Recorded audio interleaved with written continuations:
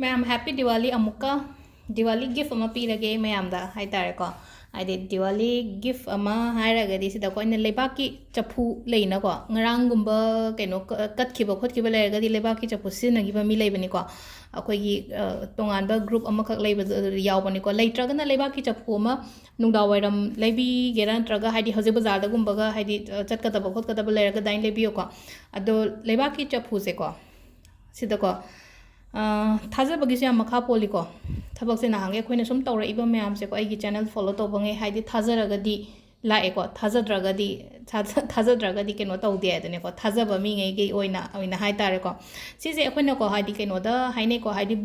bowl of Fortune ना हाइबसे बोल हाइदि केनो से पॉट से हाइ तारेको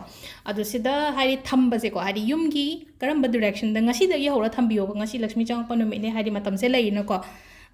नॉर्थ साउथ की डायरेक्शन यहाँ पे तंगुल के को फोन दा सिदा लेको हाइदि सिदा लेसिको नॉर्थ साउथ की डायरेक्शन सिगी अखोइना युमदगी साना चंगको मतम सिदा को सिगी मपा सिदा है तरको सोमगी साइड अमदे तको नाकन सिगी ताइना मपा सिदा जगह अमद लेनको सिगी केनो चफुजे थंबियोबा अदुगा काइन तौगदगेदा यूमसे सुमाइना हाइ तारेको हाइदि अखोइना केनोदगी हाइदि नोंपोलोन चंगपद स्ट्रेट सिदा हाइदि जगह अमा हेता हेता नाकन अमा ओइदरो अमा ओइरोको अमा सिदा थंबिरगा सिगी केनोसे अखोइगी लेबाकी चफू को लेबाकी अतोप नतब लेबाकी चफू अदुगा नुंतिगी अखोइना पैसा हलपगुंबा लेनाको हाइदि अखोइना दुकान चलुबो खोलुबदा हलपगुंबा लुपा अमा ओइगेरा अनि ओइगेरा थादरा थमोबो दम सिदा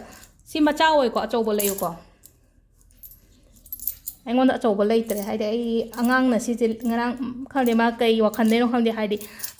अचापो ले चलगा चफू लेरगा लाए दो अइना सिगी चफूजे अइना सिनरगेनाको पिकपनिना सिजे थुना थनगिनिको अचौबो यूज तौबिरसु याको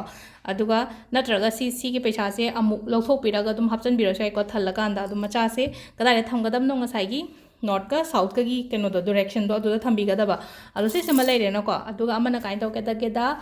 अखोइना पैसा अचौब अमा पीबा मतम थीबा मतम मिंगोंदको हाइदि थबा इंखांगी पैसा पीबा ओइरो नत्रगा अइना कोर्स तौबा मतम हाइ तारेको अइना कोर्स पैसा अचौबनिको मचा लुपा 10 10 कोर्स तौबा नतेको अचौबा अमाउंट अमा पीरको मतम दा सना लेपेना खलसेको सना लेपसिदा आई लुपा 50 गी सना पीग्रेबा बिल सेको अदो पीबा मतम दुदको हाइदि कैनो अमा सोलोको नंबर सेको 708 को 708 हाइदि पीबा मतम दुदको पैसा से इन लौथोगा पीदोनेबो कोन साइ लौथो पीबा मतम दा आइगी मनुंग द सोनजोबो 708 सेको दो पीगी मसाइ 50 अइना पीग्रेदो नंगोन अमुक हलकनेबा हाइदि डबल हलकनबगी टाइप निदा हाइदि 50 पीगिदो हाइदि माइगे नत्रगा अमा नत्रगा अमदगी एंगोंदा लुपा लाख अमा हाइदि डबल तौरगा लाखनबदा हाइदि पैसा अचौबा इन्वेस्ट तौबा मतम दनेको हाइदि थबा इंखांगी ओरो खोर्स तौथोपोरो अचौबा ngaiददी 708 की केनो से सोनबे अदुगा सिसिमसु थंबिरोको ngasiगी ओइना सिसना आइगी साइडगी गिफ्ट हाइ तारे अदु सि हाइदोकनो दे हाइने हाइदोएको हाइदि अदु सोमसु दुम हाइदि शेयर तौथोपियो शेयर तौथोदा अकाइबा कैसु लेतेको हाइदि मी दुगिसु हाइदि फसनो हाइबने बसिददिको अदु आइसु लोइनमक मयामदको आइना कितंग खंगबंगै यारिङै शेयर तौनबदि होनबने अदुना मयामसु दुम आइगी खंगनबा आइगी चिनाउगुंबदा अदुंबदा शेयर तौबियोको इमुंग मनुंग फैमिली मेंबर्स गुंबदा अदु सिदा लेरेको ngasiगी याम पेनबा दिवाली गिफ्ट से अथुंबदी पिजो हाइबने अदो अथुंबदो नत्रे सि अइना ngasi सि ओइना तौरे मैम गी थैंक यू